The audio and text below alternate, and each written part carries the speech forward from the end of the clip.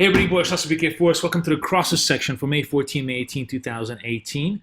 And the crosses this week actually present some very interesting opportunities because we have a lot of idiosyncratic stories going on, and pairing the weak against the strong really presents some very big breakout opportunities. So let's start with what I have on the plate this week. The first interesting breakout of the week was Aussie Kiwi. Now, I've been bearish this pair for the last 2 weeks and been dead wrong on the trade, and now you have to really honor the technical signal that we saw here. This big breakout in Aussie Kiwi to the upside suggests there's more potential to the upside to go.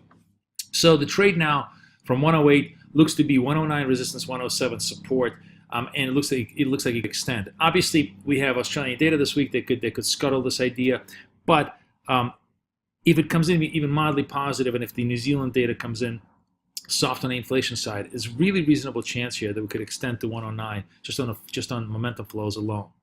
The other trade is interesting only in a sense, not necessarily right now, but in a sense of what it could do, is Euro Swiss, because Euro Swiss, after now taking out the 120, has really consolidated in this 119, 120 corridor. And it feels like it's either going to just resume the uptrend, which means that we have to basically have the belief that the dollar Swiss flows are going to be positive, the dollar trade is going to be positive, or it starts to really crumble to the downside. If U.S. yields start to come back in, if we get a little bit more risk aversion, of course, risk aversion is really the big story here. If we get tensions in the Strait of Hormuz with Iranians, this trade tumbles underneath 119, and it just looks like it could take out a lot of the late longs out with it. So to me, a break below 119 could be a very interesting trade here as a contrary idea.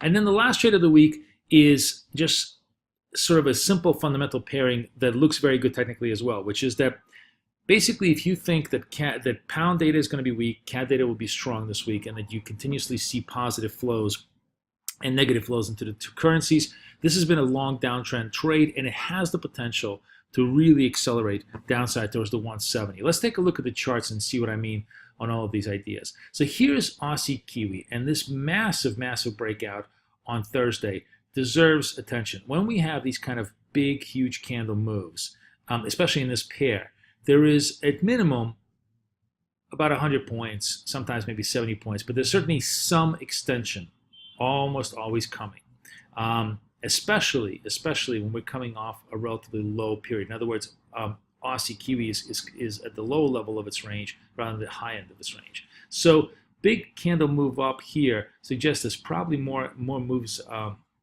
the trade, and it's really simply a rebalancing away from. It's basically sort of a market disappointment with the New Zealand monetary policy that and potentially maybe a little bit more bullish view of the Australian monetary policy that pushes us towards the 108.50, 109 level, just on natural flows alone as the week progresses. Euro Swiss, on the other hand, is essentially a range trap trade, right? So we took out the 120s, but couldn't quite get past that. A lot of longs got into this trade on this move towards the 120. Now we've consolidated for essentially the whole month of, half the month of April and half the month of basically full 30 days. We've consolidated the 120 range. We dipped below the 119, came back up, but a failure to take out the 120, to dip below 119 the second time around, could really be terminal, could take us right back towards the 118s. So this is really a risk aversion trade that you're trading. It really is going to be very contingent on any kind of geopolitical news. So in the meantime, it just simply looks to be a consolidative trade. I wouldn't take it unless and until it broke the 119, but if it did, then it creates a very technical break that could take us all the way back to 118. And then last but not least, this is the fun pairing that I like. Clearly, very strong downtrend. Cable obviously leading the pack to the downside here. We had a bounce back today, but this bounce back looks a little problematic to me because it still is very much in a strong downtrend.